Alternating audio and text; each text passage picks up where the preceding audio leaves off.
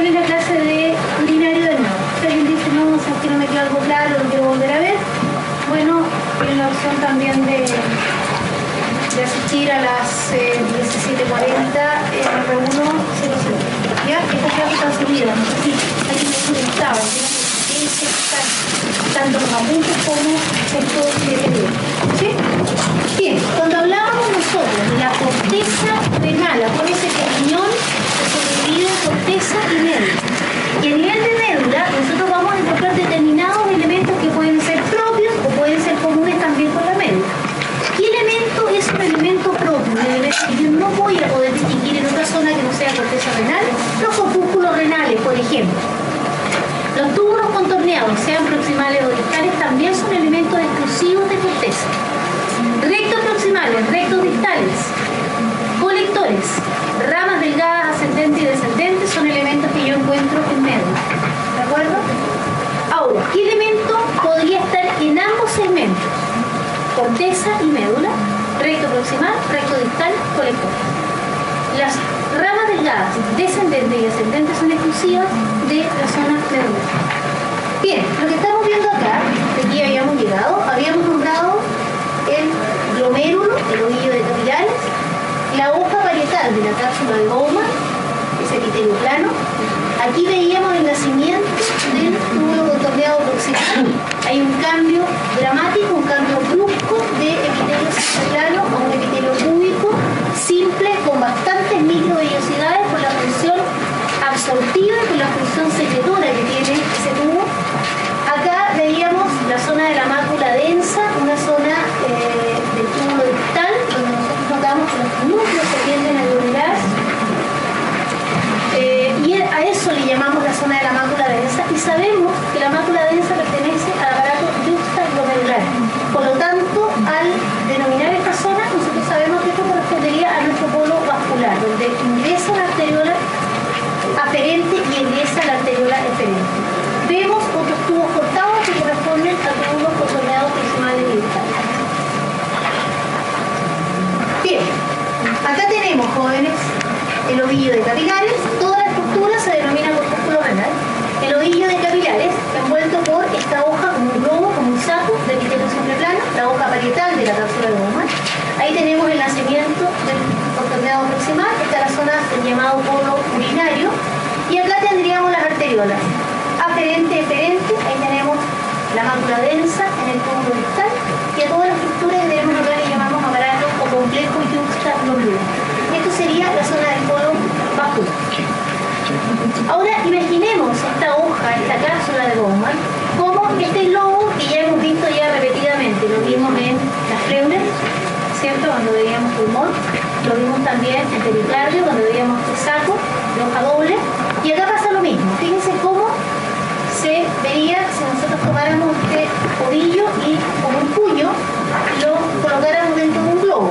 Veríamos que hay una parte del globo que queda adherido totalmente al ovillo y hay una tapa que queda por fuera, y entre ambos queda un espacio que es el espacio urinario, el espacio de Bowman, o espacio urinífero.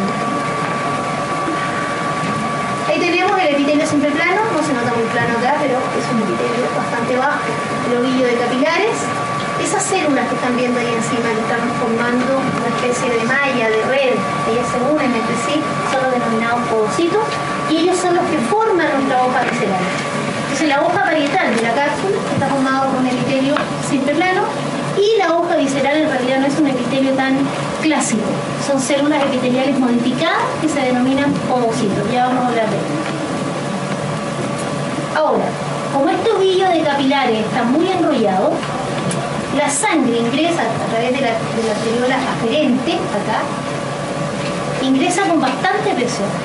Por lo tanto, lo lógico sería pensar, si yo tengo un volumen de sangre importante en una arteriola con alta presión, cuando yo ingrese los capilares, esos capilares van a tender a desenrollarse.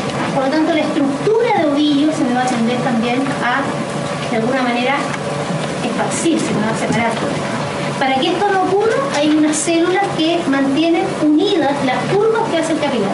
Y a esas células les llamamos células mesangiales. También están formando parte de nuestro corpúsculo urinario o corpúsculo renal. Hay unas células que se ubican por fuera del ovillo y estarían permitiendo que la arteriola aferente y la arteriola eferente no se separaran también del tubo distal. A esas células de sostén, de soporte, le llamamos células mesangiales extraglomerulares o también le llaman células lasis. Aquí estamos viendo solo el ovillo de capilares. Se retiró toda la hoja parietal y se retiraron también los podocitos de la hoja visceral. Estamos dejando el capilar desnudo. Estamos retirando todo esto. Arteriola aferente, el ovillo de capilares, y aquí pasa algo que a nosotros no nos encaja mucho en esa composición clásica del aparato cardiovascular. Arteriola, capilar, vénula. Eso es lo que nosotros esperamos. Pero acá nosotros notamos que una arteriola se capilariza y se reconstituye de nuevo como arteriola. No es un tema de nombrar, es un tema histológico. La estructura de una vénula es diferente a la estructura de una arteriola. Por lo tanto, yo noto que la estructura del vaso de entrada y el de salida son exactamente iguales, muy parecidos. La pregunta es ¿por qué nosotros acá no tenemos una vénula de salida? ¿Qué pasaría o qué pasa en un capilar normalmente? ¿Qué esperamos nosotros que ocurra con la sangre que está en su interior? Que pierda oxígeno, ¿cierto? Retire CO2, entregue nutrientes y retire desechos. Y eso nos convierte en un vaso de tipo venoso. Y la sangre se convierte en sangre venosa. Pero ¿qué es lo que pasa acá? Es un poco lo mismo que pasaría con el filtro de la piscina. Cuando ingresa agua al filtro, yo sé que la calidad de esa agua es menor que la que sale del filtro. Y aquí pasa un poco lo mismo. Yo no estoy perdiendo oxígeno, yo no estoy perdiendo nutrientes. Al contrario, estoy perdiendo elementos de desecho. Por lo tanto, la calidad de la sangre en el vaso de salida es superior al de entrada. Esa sangre no sería lo más conveniente enviarla a la circulación venosa, porque perderíamos todavía elementos que pueden ser de utilidad para el tubo. Entonces lo que hacemos es permitir que la arteriola se capilarice, se reconstituya luego como una arteriola, y esa arteriola la utilizamos para formar una red de capilares peritubulares. Y en ese minuto ya perdemos oxígeno, perdemos nutrientes, nos cargamos con CO2 y con desecho, y luego nos transformamos definitivamente en una vena. Pero enviar esta sangre directamente al lecho venoso sería una pérdida de elementos que todavía nos pueden servir para irrigar las zonas tubulares del membrana. O sea, por ese motivo acá se forma lo que se conoce como un sistema porta arterial o una red admirable. ¿De acuerdo?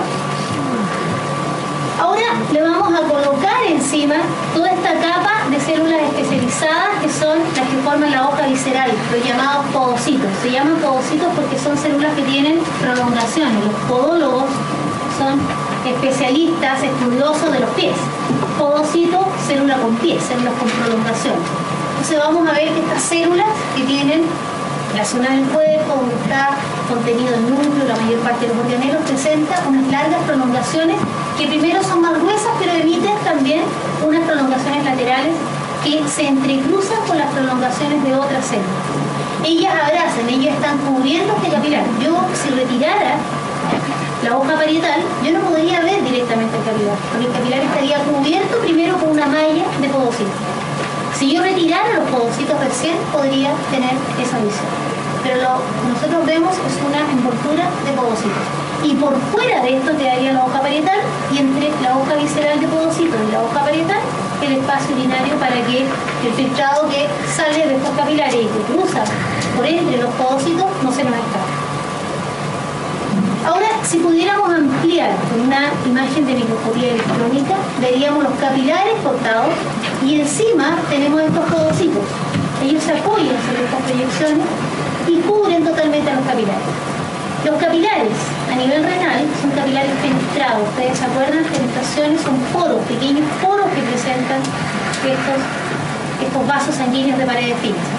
Esos capilares acaban a favorecer una rápida filtración, pero el podocito se sitúa por encima de nuestros capilares, son eritrocitos, formando una cubierta, apoyándose este podocito sobre su prolongación. Por lo tanto, si yo quiero permitir el paso de elementos desde la sangre hacia el espacio urinario, porque es un epitelio siempre plano, yo tengo que cruzar primero por el poro, luego tengo que pasar por entre las prolongaciones que colocan los podocitos. Por lo tanto, aquí tenemos una especie de segundo filtro. Es como que yo pensara, voy a tomar un colador y voy a filtrar agua con arena. Comienzo a colocar el agua con la arena en el colador y luego digo, hay elementos que se me pueden traspasar y coloco mis manos, ¿cierto?, para que el agua que está pasando desde el colador pase ahora por entre mis dedos. Los dedos no están fusionados, por lo tanto van a quedar pequeñas hendiduras, pequeños espacios por donde el agua se va a pasar, pero los elementos que son de mayor tamaño que el espacio que dejan mis dedos, ¿cierto?, van a quedar retenidos. Entonces tenemos un doble filtro, el que genera el capilar, los poros, y el que generan los espacios pequeños que dejan las células cuando se interdigitan entre sí. Ahora, estas células, ustedes se fijan, son bastante grandes, son células que tienen largas prolongaciones, y esas prolongaciones, las más gruesas, se denominan pedicelos primarios, y a partir de esas prolongaciones gruesas nacen prolongaciones más finas, que son los denominados pedicelos secundarios.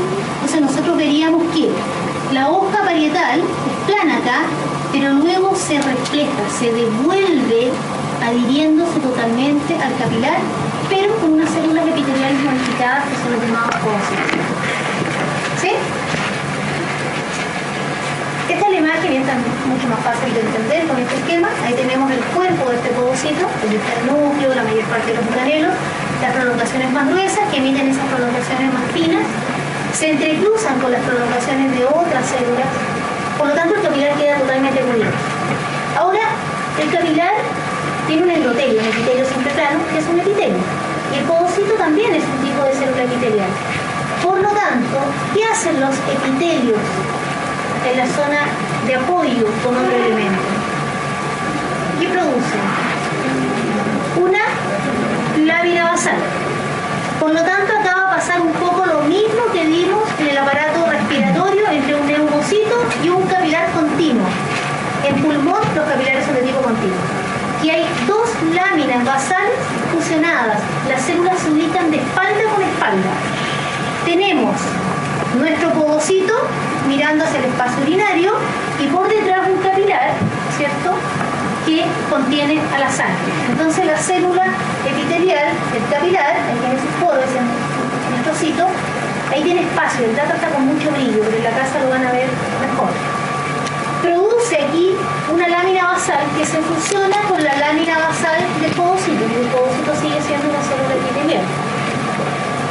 Y esos espacios van a ser los que van a permitir que un elemento cruce por este poro y luego pase por esas pequeñas ranuras que se denominan justamente ranuras de filtración. Ahora, nuestros capilares son fenestrados pero sin diafragma. No hay ningún tipo de membrana, por lo tanto, los elementos pasan fácilmente. Pero entre las prolongaciones sí existen ahí unos pequeños diafragmas membranosos que de alguna manera van a seleccionar los elementos que tengan o tamaño o carga adecuada. Incluso se habla de la forma, pero la forma sería lo menos importante. Que tengan carga eléctrica adecuada, tamaño adecuado, van a poder pasar esa barrera. Esto nos hace pensar siempre en el eritrocito. Es absolutamente imposible que pase por esas pequeñas ranuras. Y si yo llegara a encontrar sangre de origen renal en la orina de origen renal, porque yo puedo tener sangre de origen en vejiga, en uréteres, en fin, o uretral, pero si yo encuentro sangre de origen renal en orina, eso ya me está diciendo que esto está absolutamente destruido. Es imposible que por tamaño un eritrocito logre atravesar. De hecho, el tamaño para los elementos debe ser hasta de un tamaño parecido al de la albúmina. La albúmina tiene un peso de 69.000 daltons, pero el paso es hasta 70.000 daltons. Uno dice entonces la albúmina puede pasar porque mide menos de 70.000 daltons. Lo que pasa es que la carga que hay acá, por efecto de glicosaminoglicanos, proteoglicanos, el mismo glicocálix que tienen estas células, genera todo un ambiente de carga negativa.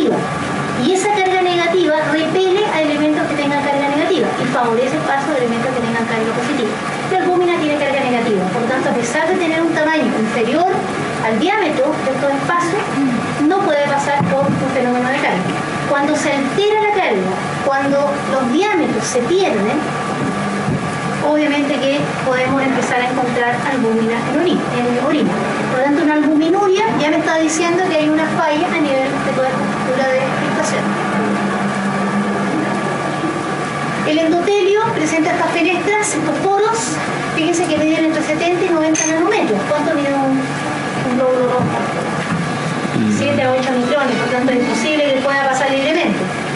La membrana basal, que tiene un espesor de entre 300 y 350 nanómetros, ¿cierto?, sería producida en conjunto tanto por el podocito como por el capilar, por el endotelio, y se puede evidenciar por las técnicas de Paz porque los glucosaminoglicanos que están formando parte de los proteoglicanos que están en esta zona se podrían tener. Hay ranuras de filtración que tienen un diámetro, un poro rectangular en realidad, de 4 por 14 nanómetros. O sea, todavía me hace pensar que es imposible que pueda pasar una célula sanguínea por esos espacios. El glicocálix con estas cianoproteínas confieren una carga negativa, un ambiente negativo que desfavorece que todos los elementos negativos puedan atravesar por él. Por lo tanto, el tamaño es un elemento importante, la carga, la forma. Se dice que algunas proteínas muy irregulares no podrían atravesar, pero la verdad que sería definitivamente lo menos importante al momento de permitir el paso.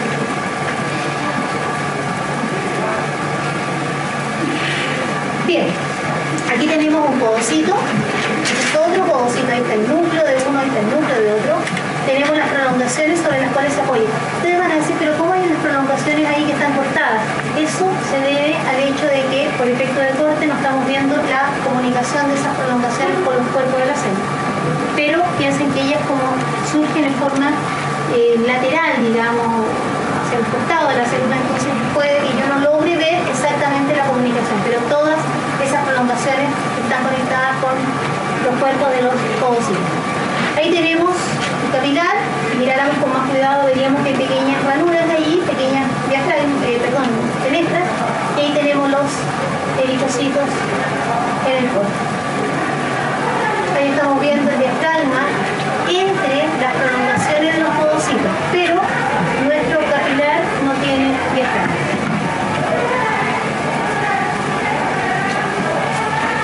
Ahora, para evitar justamente que este ovillo pierda esa estructura del ovillo, de hecho glomérulo significa ovillo, algo que está enrollado, vamos a encontrar estas células mesangiales que van a unir a una curva que hace el capilar con otra curva. Imagínense ustedes una manguera de jardín que nosotros conectamos a una llave y damos al máximo el agua. Lo que esperamos es que la manguera se comience a desarrollar, ¿cierto? Para evitar eso, justamente tenemos estas células que van a mantener la forma, son células de soporte para el ovillo, y además ellas hacen una fagocitosis, ellas degradan esta matriz, esta lámina basal, con el fin de que pueda volver a ser secretada. Piensen ustedes que hay elementos que pueden quedar retenidos a mitad de camino, es decir, podrían perfectamente cruzar por aquí y quedar acá sin poder atravesar la ranura. Entonces, para evitar que la filtración se altere, imagínense ustedes que tenemos una máquina para café en grano. Entonces nosotros sabemos que el filtro hay que limpiarlo de tiempo en tiempo porque el material que se acumula en un minuto dado no nos va a permitir la filtración. Entonces lo que hacemos a través de estas células mesangiales es permitir que haya una fagocitosis de esta lámina basal doble y nuestras células la vuelven a producir. Y de esa manera se permite que haya un flujo normal y fluido. De hecho, el proceso de filtración es dependiente de la presión sanguínea. Si la presión sanguínea llegara a caer notoriamente, imaginemos que tenemos esta misma manguera de jardín. Vamos a hacer agujeritos en ella. Vamos a conectar la manguera y vamos a dejar el extremo abierto. Si comenzamos a dar el agua lentamente, primero un flujo bajo, vamos a notar que el agua transita lentamente y sale por el extremo de la manguera, pero yo no veo que por los agujeros salga agua. Si yo comienzo a aumentar la presión, el agua comienza a salir en forma más abundante, pero por los pequeños agujeros empiezan a salir unos pequeños chorritos de agua. Si yo aumento el agua al máximo, los chorritos van a ser mucho más visibles. Si yo comienzo a disminuir este flujo, voy a notar de que en un minuto también la salida de agua por los agujeros simplemente se detiene. Acá podría ocurrir eso en un paciente que está en shock, por ejemplo. Una hipovolemia, una disminución marcada del volumen sanguíneo, que implicaría una caída en la presión sanguínea. Entonces, ¿qué va a pasar? De que por los poros no va a salir filtrado. Entonces, por eso es tan importante a un paciente que está deshidratado, hidratarlo para asegurar que haya una filtración renal normal. Lo mismo podríamos pensar, ¿y qué pasa si yo tomo la manguera y le doy al máximo? Voy a empezar a dañar las estructuras filtradoras. Y es lo que pasa en los pacientes hipertensos. Sabemos que corazón, riñón, cerebro son órganos de choque para la hipertensión. Porque justamente nosotros vamos a comenzar a dañar estructuras que son de paso no tan regulados como nosotros quisiéramos. Entonces, por ese motivo, la presión debe ser mantenida dentro de rangos normales.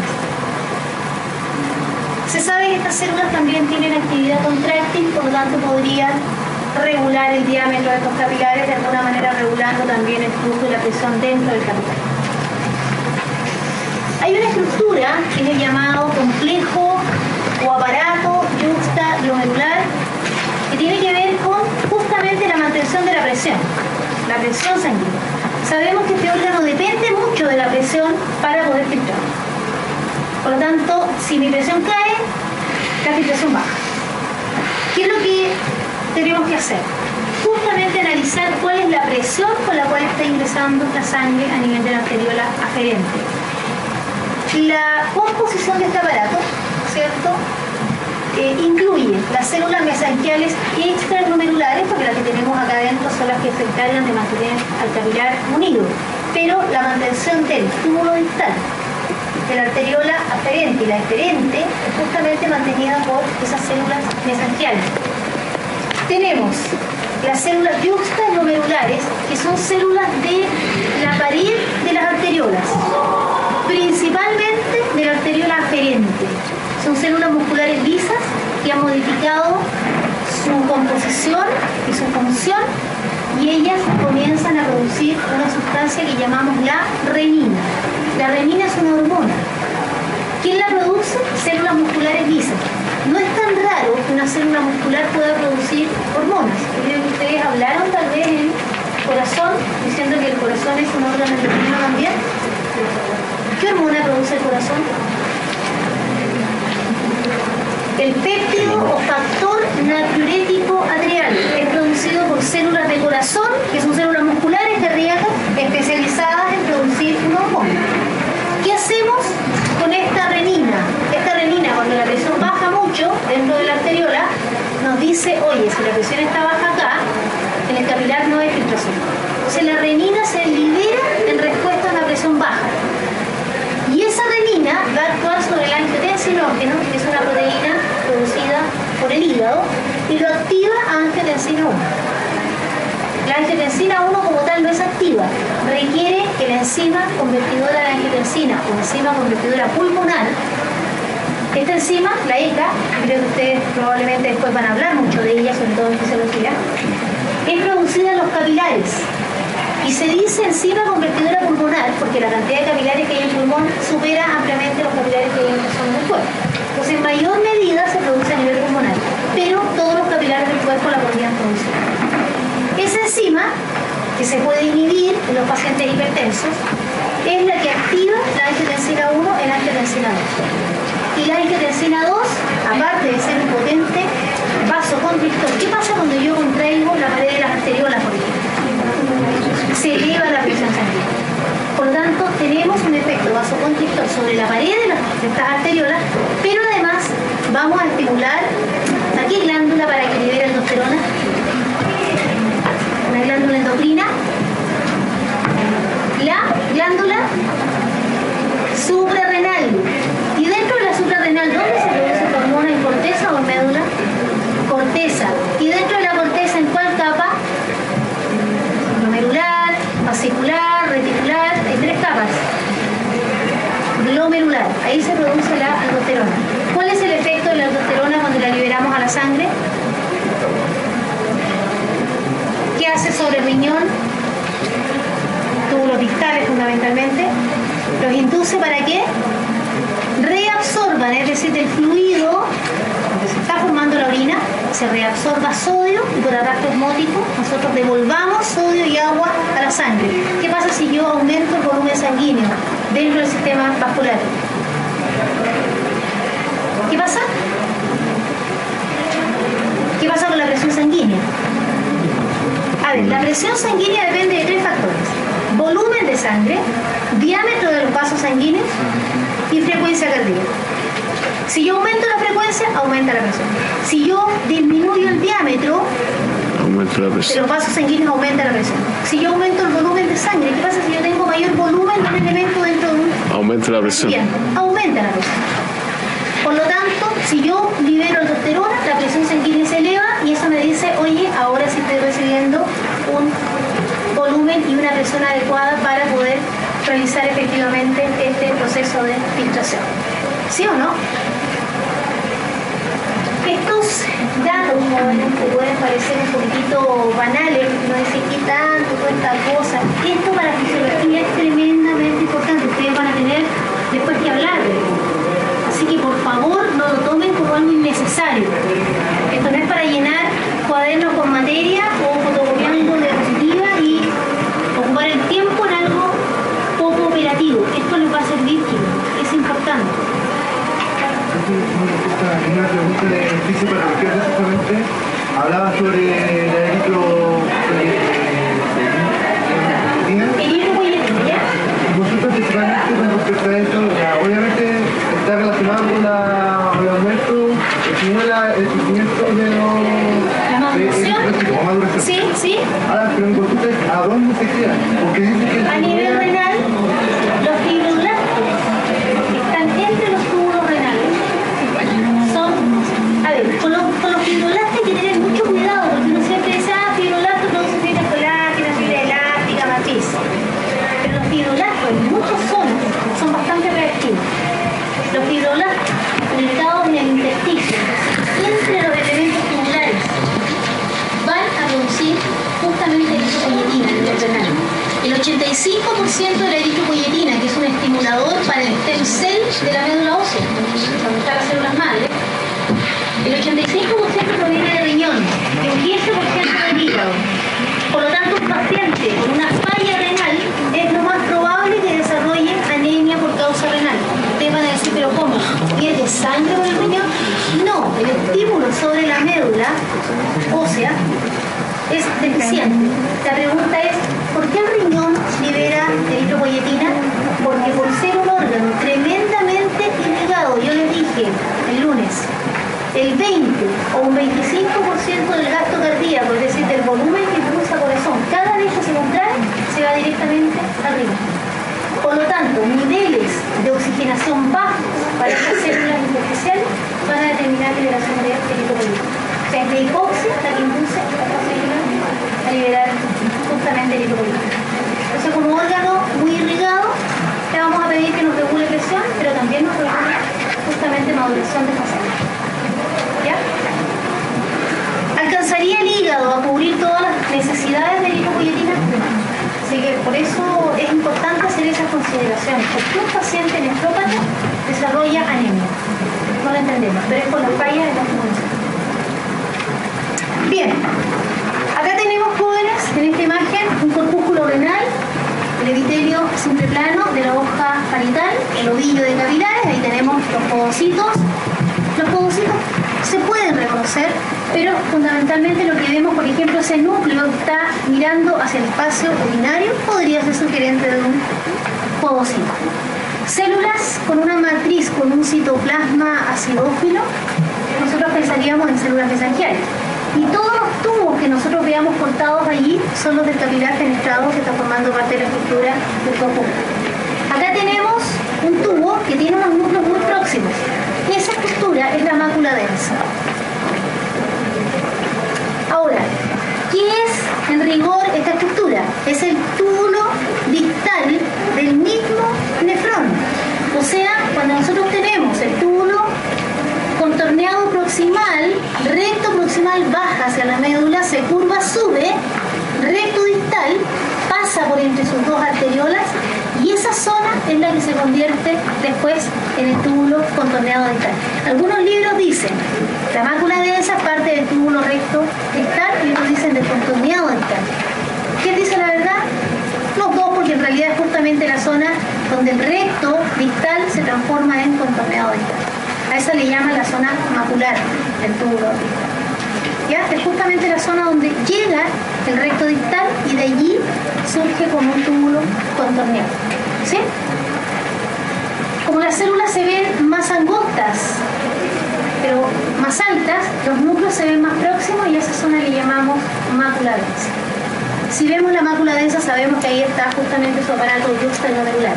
Todos los nefrones tienen su aparato yuxtaglomerular.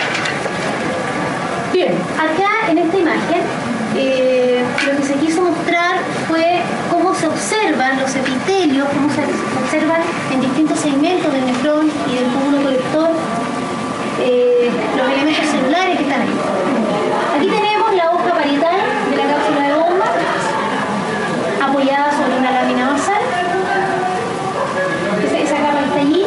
Aquí lo que tenemos sería el podocito con el epitelio fenestrado del capilar. Ese es el epitelio plano de la hoja parietal. Esa sería la visión de capilar con podocito. Acá tenemos el túbulo contorneado proximal, células cúbicas bastante altas porque hay muchas microvellosidades. Aquí se forma el borde en cepillo que se llama porque son microvellosidades muy altas.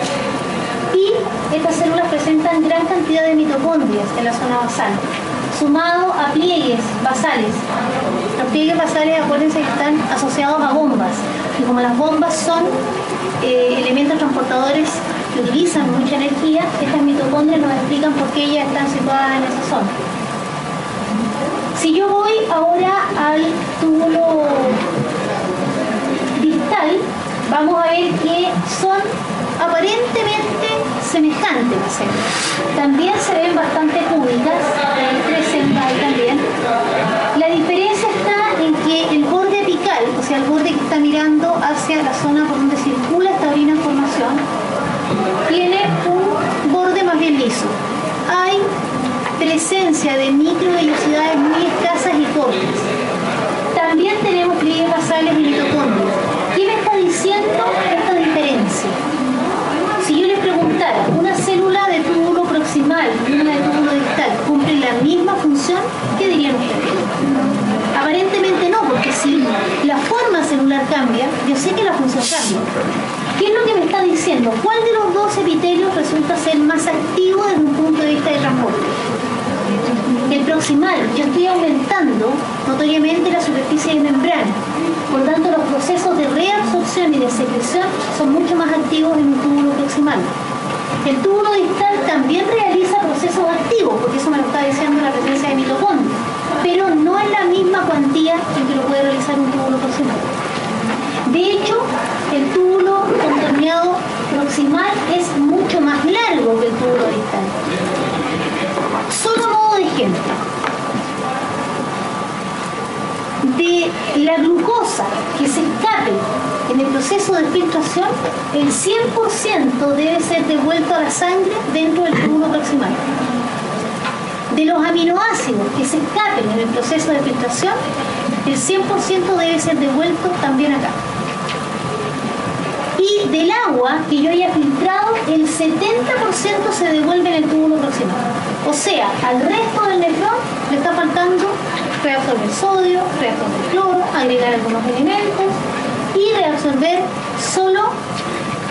Si nosotros filtramos 180 litros de plasma, porque tenemos, pensemos 6 litros de sangre, más o menos, pero una persona que está filtrando 180 litros de plasma, está produciendo 180 litros de fluido aquí. ¿Cuánto orina una persona normalmente? 2 litros. Entre 1,5 litros, 2 litros. Vale decir, de los 180 litros, yo debo tomar esos 180 litros y transformarlo en 1,8 litros. O sea, solo orinamos el 1% del volumen de filtrado. Y el 99% se lo devuelvo al organismo, porque el agua es un recurso caro.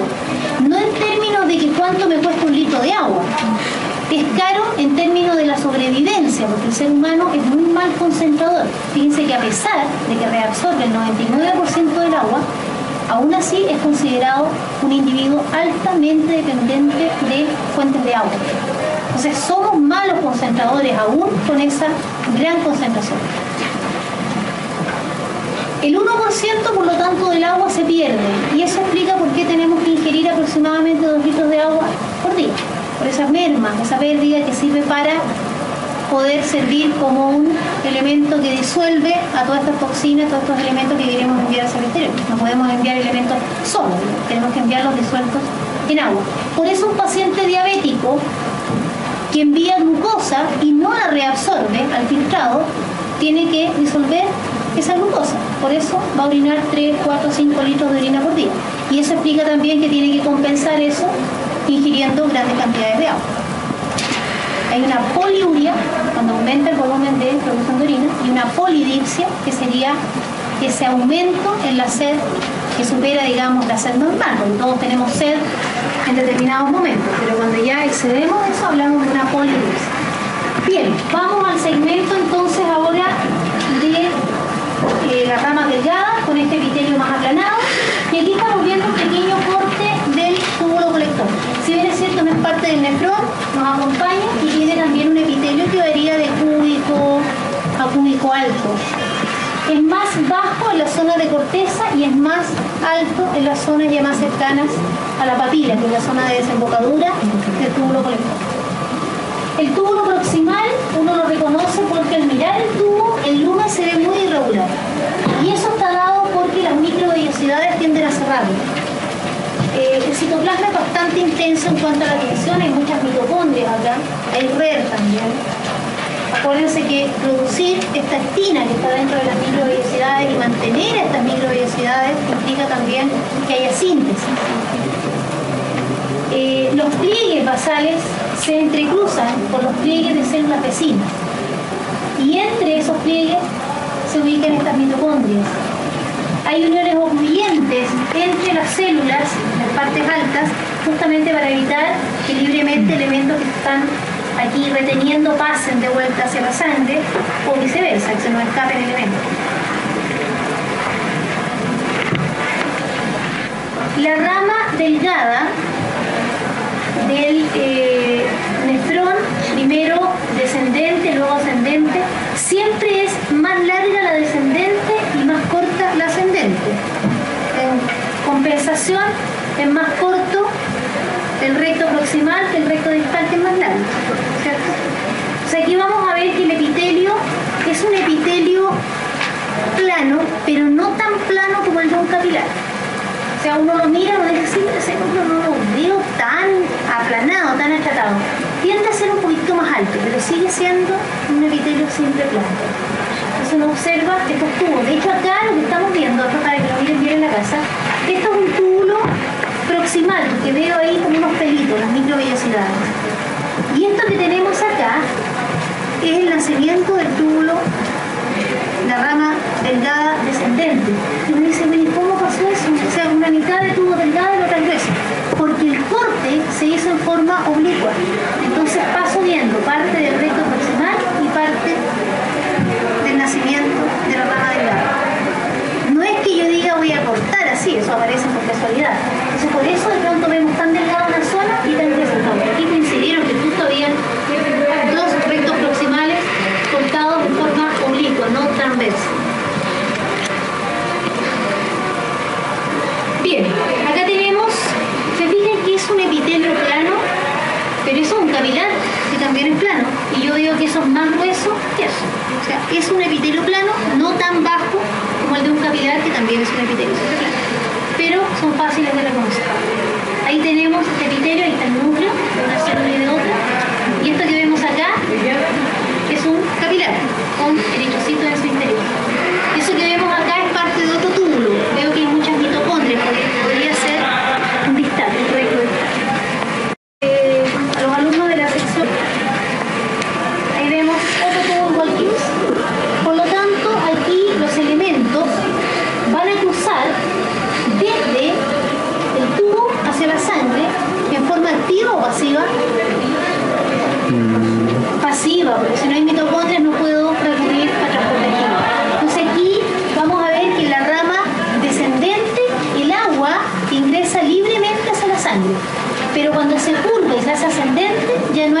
transporte de agua, pero sí permitimos el transporte de sodio y cloro.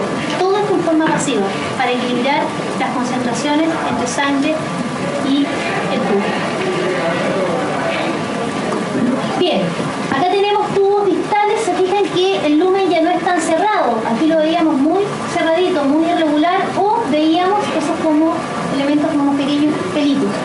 Acá yo los veo mucho más lisos, el epitelio se ve más bajo, pero sigue siendo cúbico, sigue siendo teñido porque tiene bastantes mitocondrias. Todos esos elementos que ustedes ven ahí como unas manchitas oscuras son mitocondrias, esos son los núcleos esféricos del epitelio cúbico. Aquí hay intersticio, en el intersticio donde hay fibroblastos, células que pueden ser productoras de esta eritropoyetina. Túbulo proximal, miren esos elementos, son las microvellosidades y ese es un distal. Ahora, eso también es distal, es proximal. Uno diría, siempre son más pequeños los proximales, los distales que los proximales. Bueno, no es un criterio tan claro, pero me resulta lógico pensar que si aquí yo reabsorbo el 70% del agua, la cantidad de fluido que voy a tener al final en el distal va a ser menor. Por lo tanto, hay una relación, pero hay que tener cuidado, porque a veces por efecto de corte me resulta ver unos distales muy amplios y los puedo confundir. O sea, es el aspecto, es la tinción, que son un poquito más pálidos, si bien es cierto que tienen mitocondrias. Yo diría que los proximales tienen más mitocondrias que los distales. Y eso le da un poco más de palidez al distal en relación al proximal. Los colectores son células más bien altas, siguen siendo cúbicas, porque veo los núcleos esféricos. El núcleo es un referente de la forma. Si el núcleo se aplana, la célula es plana. Si el núcleo se ovala, es porque la célula se hace más alta. Si el núcleo es esférico, es porque la célula es cúbica. Quieren así, pero cúbico eso, yo lo veo más alto que ancho. Entonces llamémosle cubicual. Cuando se observen ovales, siguiendo la dirección de la célula, yo digo, bueno, eso ya para mí pasa a ser cilíndrico. ¿Cómo le llaman? ¿Cilíndrico? ¿Columnar? Cilíndrico. Ahora, hay un elemento que me permite hacer un fácil reconocimiento de los túbulos colectores, y es la visión de los límites entre cada célula. Eso no lo voy a ver jamás en un distal ni en un proximal. ¿Por qué? Porque los límites, los bordes laterales de las células se tienden a entrecruzar. Entonces, al quedar como en una línea como en zigzag, yo no logro ver un límite neto. En cambio, en los túbulos colectores, los límites son más lisos. Entonces, me permite ver esas zonas muy demarcadas. Y lo otro es que habitualmente también se observa la parte apical como más globosa, como una cúpula.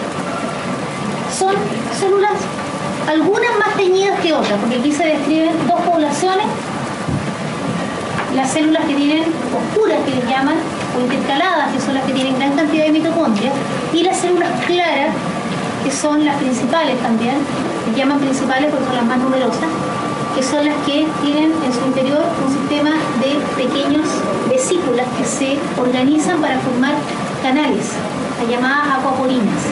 Entonces, aquí lo que hacemos nosotros es concentrar orina en base al retiro que hacemos de la última fracción de agua, ya todavía la orina no está lista, y eso en respuesta a una hormona que produce una concentración de la orina. ¿Qué hormona es esa? La ADH, o antidiurética o vasopresina. ¿Quién la produce? La neurohipófisis, pero ella la descarga porque es producida a nivel de los núcleos hipotalámicos, ¿cierto? Bajan por los axones estas hormonas y se liberan justamente a nivel de la neurohipófisis. Hay un cuadro que se denomina diabetes insípida en aquellos pacientes que tienen incapacidad para concentrar la orina, no por falla renal. Un paciente nefrópata también tiene falla para concentrar y eso no tiene que ver con la hormona. Pero en un paciente que no produce suficiente cantidad de hormona antidiurética, el paciente va a orinar 6 litros, 8 litros de orina. Entonces va a ir a consultar por la misma causa que va a consultar un paciente diabético. Tengo muchas sed, orino de día y de noche. Lo que más incomoda al diabético, en general cualquiera sea, es que se levanta de noche para orinar. A eso le llamamos micturia. No confundir con la enuresis, que es la emisión en forma involuntaria porque el paciente está durmiendo. La nicturia es la necesidad de despertar para ir al baño a orinar de noche, con una sed que también lo obliga a tomar bastante agua. Entonces el paciente consulta porque eso le incomoda, dice, yo ya no puedo dormir, estoy de día y de noche teniendo que buscar un baño y toda la historia. Entonces el médico dice, vamos a realizar un examen sanguíneo para determinar cómo están los niveles de glucosa y un examen de orina para ver si hay glucosa en orina, porque una de las principales causas es la diabetes. Pero hay una diabetes que se llama mellitus, que es la que tiene que ver con la glucosa. Tiene que ver con la insulina, ¿cierto? Y se llama diabetes mellitus, ¿por qué? Mellitus, ¿de qué vendrá? De miel. Antiguamente, jóvenes, los médicos no tenían toda la herramienta, y afortunadamente para ustedes también, no tenían todo este aparataje de exámenes. Entonces el médico le tenía que pedir al paciente que orinara en un vasito y él tenía que probar la orina. Si la orina tenía glucosa, decía, sí, está dulce, parece miel. Y si el paciente tenía una deficiencia en la hormona antidiurética, tenía una orina con mucha agua, por lo tanto decía, es insípida, no tiene sabor a nada. Afortunadamente para ustedes, que van a ser los encargados de entregar información en ese sentido, hay otras técnicas actuales más. Profe, ¿por qué hay gente que toma orina y dice que eso hace bien? ¿La orinoterapia? A ver, lo único que se ha demostrado, jóvenes, es que hay una sustancia que es producida en el intestino delgado, la urogastrona,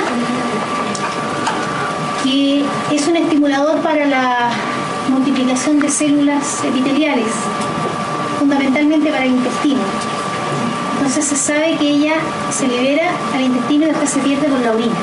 Entonces lo único que se ha demostrado que puede ser realmente útil es esta recuperación de urogastrona que mantendría un poco más intactos los epitelios digestivos, pero el resto de las bondades de la orinoterapia no ha podido ser demostrada totalmente, al contrario, o sea, hay algunos que son absolutamente detractores y dicen cómo vamos a asumir un elemento de desecho, pero hay algunos que lo practican. Ah, no, si estuviera en el desierto sí, pero no. Bueno, en el desierto, claro, habría que eliminar algunos elementos, pero no tiene mucha utilidad hacer recircular elementos de desecho. Pero Se hace un filtrado y le enseñan a hacer una serie de maniobras. Pero por supervivencia hay gente que se toma la orina. Hasta lo que pueda. Sí. En la guerra está todo permitido. Y en el amor también.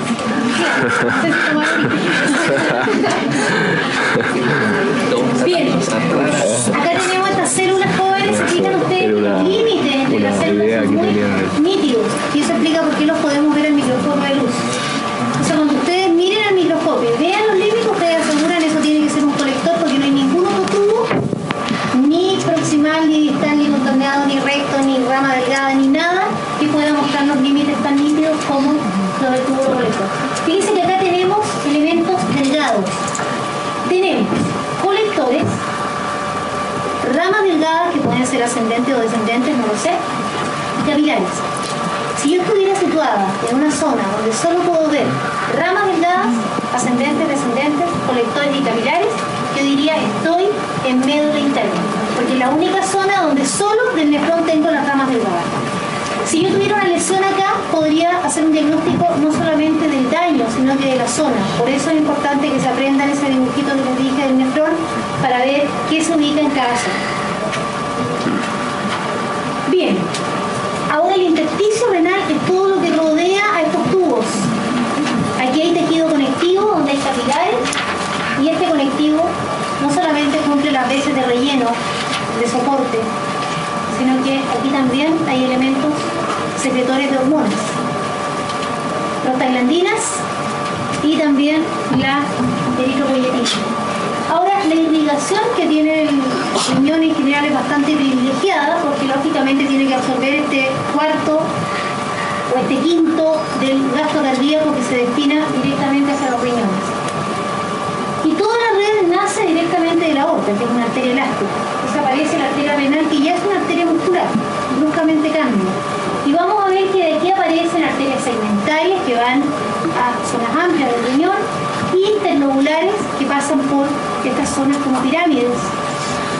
Y llegando al límite entre corteza y médula, se arquean y por eso se llaman arciformes o arcuatas o arqueadas, porque ellas suben pero en esa zona se curvan. Ahí tenemos una arqueada o arcuata. Y desde allí surgen pequeñas arterias interlobulillares a partir de las cuales van a nacer las arteriolas aferentes, se forman los capilares y aparecen las arteriolas eferentes. Y esa arteriola eferente tiene esta sangre que todavía me resulta útil. Entonces lo que hacemos es capilarizarla a nivel tubular, formando esta red peritubular, y de allí a vénulas, a venas, y de allí la sacamos del riñón a través de venas renales hacia la vena cava, no hacia las venas. Bien, riñón entonces tiene que cumplir una función excretora, pero también una función conservadora. Yo no estoy perdiendo. Imagínense que tuviéramos que orinar 180 litros de orina. Sería cómodo, más de ingerir 180 litros de agua. Por lo tanto, gran parte de estos elementos que son beneficiosos los devolvemos. Hay una función conservadora ahí. Filtramos, permitimos que haya paso pasivo, sin rastro energético, las ramas ligadas, secreción activa en todas las zonas donde hay mitocondrias presentes y una absorción también que selecciona. Dice, yo quiero reabsorber la glucosa, la devuelvo. Yo quiero reabsorber aminoácidos, yo no puedo perder. Si soy un paciente normal, no puedo perder glucosa ni aminoácidos, sería una pérdida innecesaria. Y estas secreciones, tenemos aquí unas prostaglandinas que son también favorecedoras de, a nivel sanguíneo y para los tejidos sobre los cuales actúan, son favorecedoras de la renovación, por ejemplo, de epitelios a nivel digestivo. Un paciente con una falla renal va a tener múltiples problemas, tanto por la acumulación de toxinas de la vía biliar, como también por incapacidad de estimular a la médula ósea o incapacidad de estimular a muchos epitelios a nivel digestivo. Entonces no es raro que estos pacientes desarrollen úlceras, gastritis, que son inentendibles, pero ¿qué tiene que ver el riñón? Claro, porque no estamos produciendo también unos estimuladores para la renovación de estos epitelios a nivel digestivo. Bueno, una vez que la orina ya está producida, va a ser a nivel de la papila de cada una de estas como pirámides, que son justamente pirámides renales, se va a producir un goteo de orina que va primero a desembocar en una especie de pequeña copita, los cálices menores, y varios cálices menores desembocan en estructuras de más diámetro, que son los cálices mayores, y finalmente los cálices mayores terminan desembocando en la pelvis renal. Y de allí el uréter, que es una estructura tubular fina. Ella comunica el riñón con la vejiga, que es un órgano de reserva, para que si la producción de orina es constante, porque es constante porque la sangre está llegando permanentemente, la micción no lo sea intermitente. Las vías urinarias entonces serían los tubos que nacen ya a partir de la formación completa, desde la pelvis renal hasta la uretra. Las vías urinarias van a tener una composición bastante parecida. Hay una mucosa, ¿se acuerdan del epitelio polimorfo de transición? Urotelio le llaman también porque es propio de las vías urinarias, y una lámina propia, dice ahí. Hay capas musculares. En la vejiga aquí se ubica una submucosa bastante elástica que permite que cuando nosotros paseamos la vejiga el órgano se cierre. Pero para el uréter, por ejemplo, no hay submucosa. Directamente la mucosa se apoya sobre la muscular. La muscular normalmente tiene una dirección interna, longitudinal y externa circular. Y en la vejiga se agrega una tercera externa que también es longitudinal. ¿Qué les parece esa disposición? Interna, longitudinal, externa, circular. Si lo comparáramos con el aparato digestivo, ¿qué diríamos? Que está hiperactivo, ¿cierto? Pero en el caso de la vejiga, por ser un órgano que yo tengo que cerrar y comprimir en todas las direcciones, aparece una tercera capa que es igual a la interna. La adventicia es una capa que nos rodea y nos une a todo lo cercano. Eso es válido para uretra y para uréteres. Pero la vejiga, que tiene un borde liso, tiene en realidad una ceniza.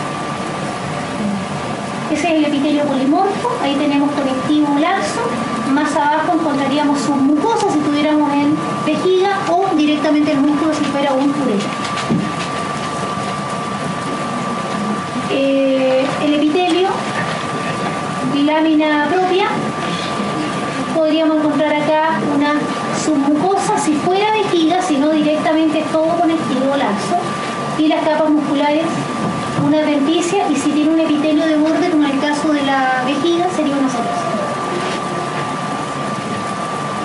Acuérdense de esa composición de células basales, las células intermedias que son más altas, con unas raquetas, y las células en paraguas, o células de Dogiel, se llaman, o cupuliforme, porque tienen forma más como una cúpula y cubren a muchas células por debajo, por eso le llamamos células en paraguas. Cuando el epitelio es sometido a estiramiento, porque la vejiga está llena, cambia la forma de las células y por eso se le llama polimorfo o de cambio, de transición. Entonces se ve, la cantidad de células es la misma, la ubicación es la misma, pero lo que cambia notoriamente es la forma. Bueno, la uretra, en el caso de la mujer, tiene una composición muy semejante a la vejiga, con un epitelio polimorfo, una lámina propia, hay músculo. Es más parecida, diría yo, a un uréter. Pero en el caso del varón hay bastante variación, porque la uretra se subdivide en segmentos. La prostática, que es justamente donde desemboca la próstata, la membranosa, que es una porción intermedia, y la esponjosa o cavernosa, que sería la que está ubicada ya a nivel del pene. En el caso de la uretra masculina hay epitelio polimorfo, hay epitelio pseudoestratificado, hay incluso epitelio estratificado cilíndrico, pero eso se debe al hecho de que para el hombre la uretra es un órgano común entre el aparato genital y el aparato urinario. En el caso de la mujer son elementos totalmente separados. Bien, esa es la última diapositiva. Muchísimas gracias, jóvenes. Nos estaríamos viendo entonces el sábado a las 12:10. Les voy a publicar